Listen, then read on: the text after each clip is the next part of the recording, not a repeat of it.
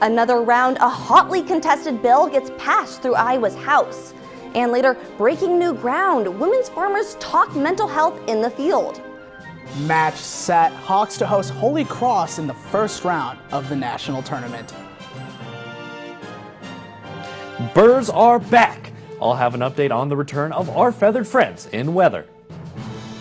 All that and more coming up right now on DITV.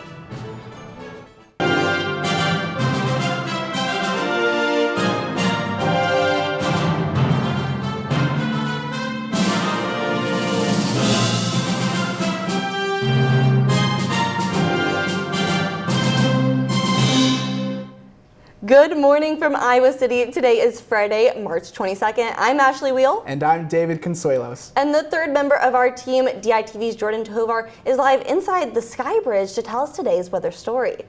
Is it any warmer out there, Jordan?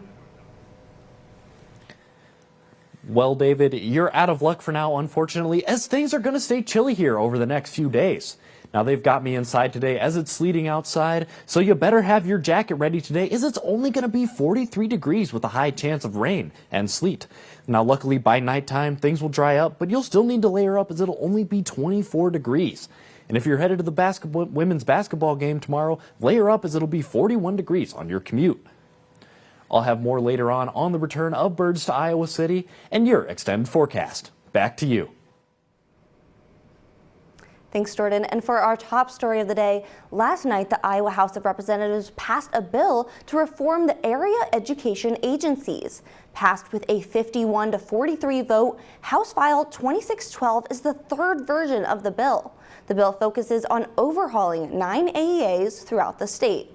The changes would include having special money originally going to AEAs instead to Iowa's public school districts first.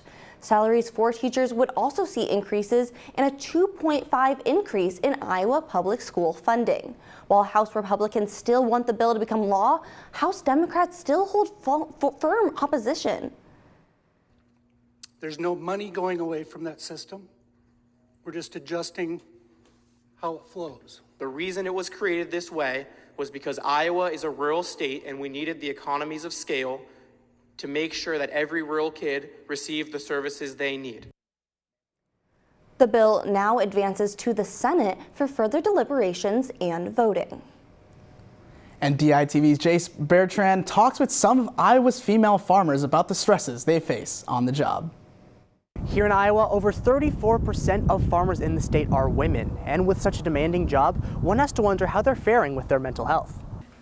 It's a lot because all of the decisions you make directly impact, like your bottom line.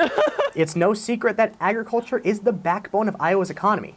However, this does not mean that farmers are always supported in their line of work, both economically and emotionally.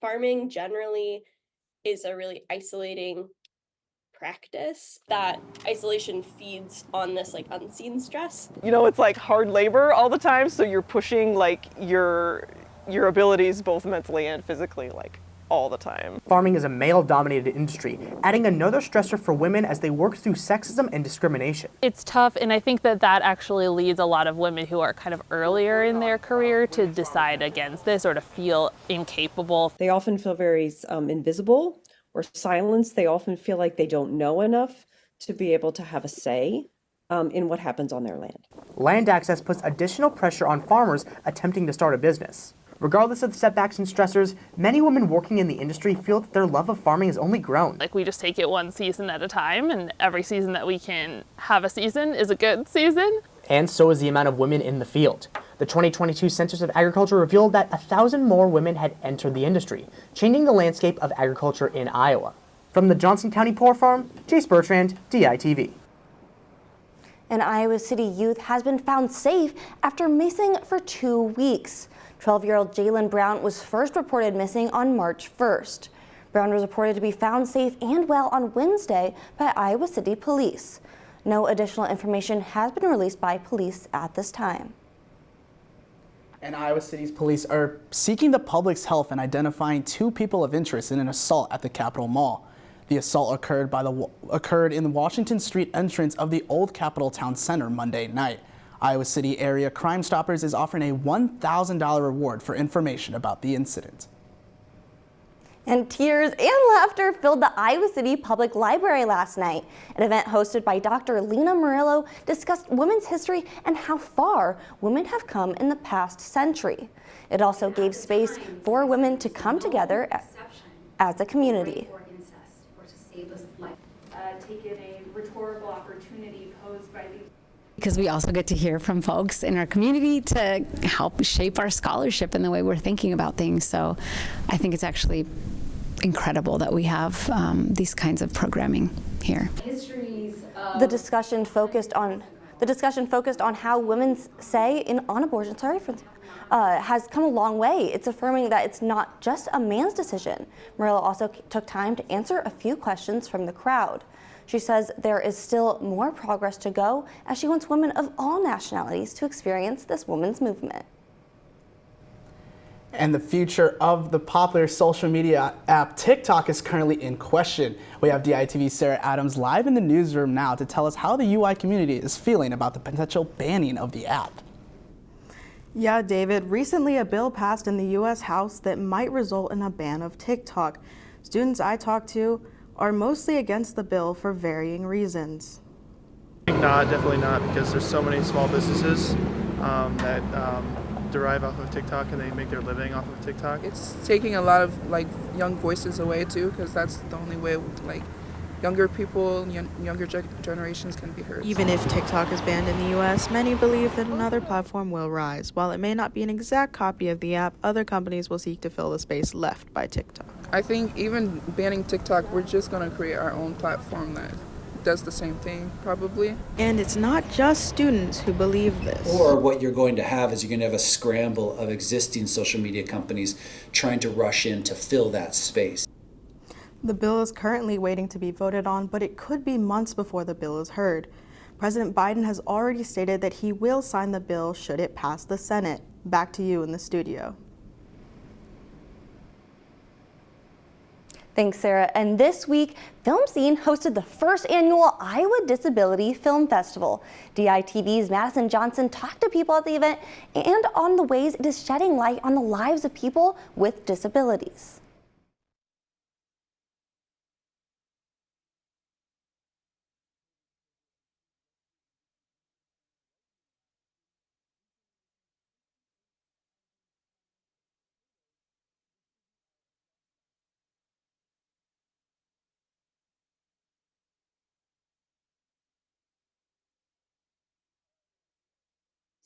Past years, and that's a wonderful.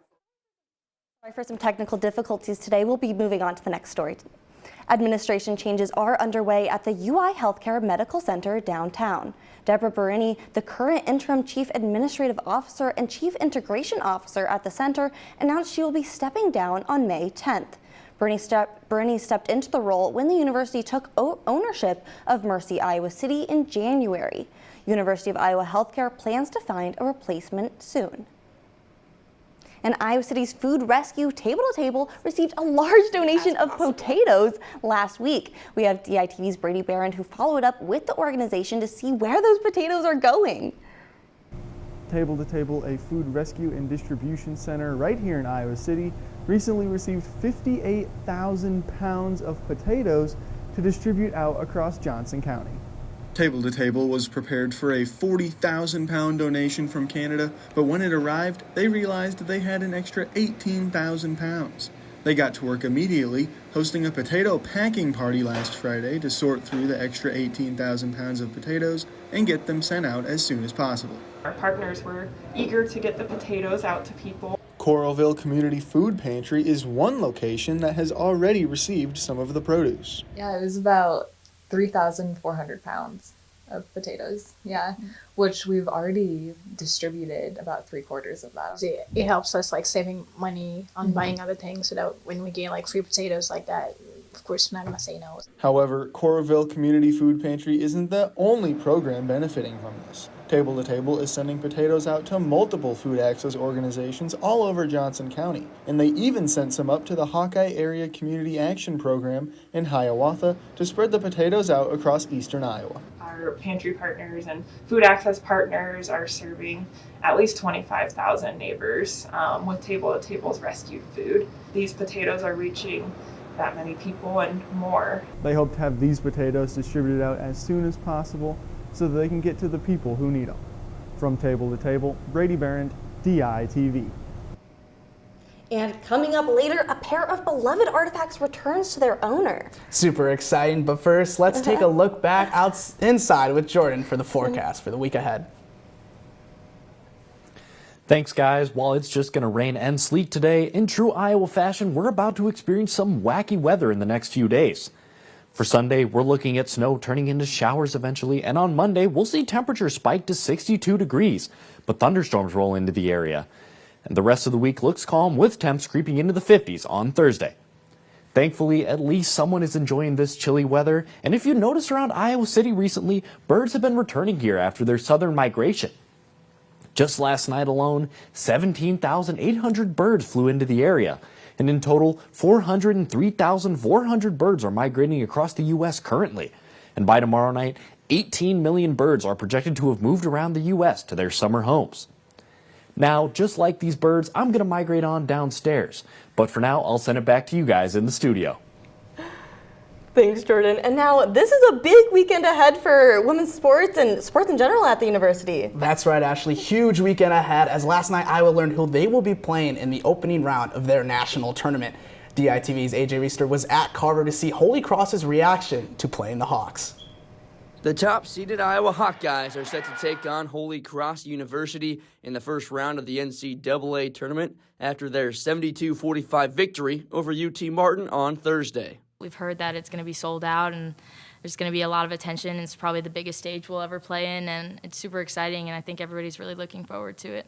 You know, I think our players have watched a lot of Caitlin Clark, and obviously we have all the respect in the world for her and what she's done for the game, you know, basketball, not only just women's basketball. So obviously we have to try to limit her touches, but, you know, it's one of those, she's just one of those one in a million type of players that even if you do that, she's one of the best passers that I've ever seen as well. Tip-off between Iowa and Holy Cross is set for 2 p.m. on Saturday, and the winner will take on the winner of Princeton and West Virginia on Monday. From the University of Iowa, AJ Reister, DITV Sports. Thanks, AJ. And the NCAA tournament isn't the only thing coming to Iowa City this weekend, as ESPN's Pat McAfee show will be airing live from Iowa City today. DITV's Michael Merrick is live inside the Fieldhouse right now. Michael, what brings McAfee to Iowa City today? Well, David, the same reason McAfee's show is here for the same reason that a ton of big-time celebs have traveled to Iowa City, and that is to see Caitlin Clark and the Iowa Hawkeyes. As you mentioned, I am live inside the Fieldhouse right now, and if you can see behind me, already have hundreds of people lining up to get up close and personal to see the Pat McAfee show here today. It's expected to have about 2,500 fans here in attendance to get a good look at McAfee and his crew, and alongside them will be Hawkeye legend Dallas Clark, and WWE champion Roman Reigns will also join the show as a guest. Now, Roman Reigns has been the WWE's champion for over 1,000 days now, and he has taken down everyone that has been put in front of him, but there's still one man that Reigns has yet to face off with, and that is the before the kickoff reigning champion, this guy right here. So if me and Reigns have to go face to face here today inside of the Fieldhouse, the roof might explode here, but one thing that is for certain that is that the tribal chief will have to acknowledge me as the real champion here. But David, I got one question, and are you ready for Cody Rhodes to finish his story? Michael, I think you and me can totally take down the bloodline at WrestleMania. And with the historic season now coming to an end, the Iowa women's wrestling team pushed boundaries beyond the sport, allowing Iowa to become a true center for women's athletics.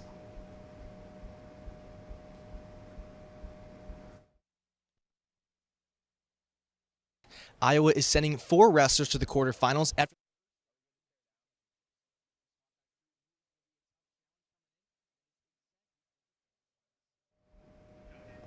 Sorry about the technical difficulties, but the Hawkeyes continue to push the limits of not just wrestling, but women's sports overall. And the Iowa men's wrestling team had their first day of competition at Nationals yesterday. DITV's reporter Aiden Wirtz was in Kansas City for day one results. Iowa is sending 4 wrestlers to the quarterfinals after the first day of the national championships. This Hawkeye crew knew it was going to be a tough challenge coming in, and that is exactly what the fans wanted to see. Oh man, it's a great environment. It's awesome. Best tournament of the year. Yeah, awesome. Literally just amazing from start whistle to end whistle. It's nonstop action. The Hawks started strong in session 1 with 3 straight bonus point victories, including a tech fall from Real Woods. That momentum, however, did not last as Iowa went 3-3 after that, dropping wins at 149, 174, and 197. Just one match at a time, keep it going. It's day 1. We're going to day 2 in a 3-day tournament, and I'm fired up. Going into the second session after all the fans made a return, Iowa qualified for the quarterfinals at the 125, 141, 157, and 165-pound weight classes after big wrestleback matches as well from Patrick Kennedy and Zach Glazier. Heading into day 2, Iowa still sits in second place currently, but will have 4 chances at an individual national title. From the T-Mobile Center here in Kansas City, Missouri, Aiden Wirtz, DITV Sports. Thanks, Aiden. The team will wrestle again today and tomorrow with the hopes of bringing home a national title.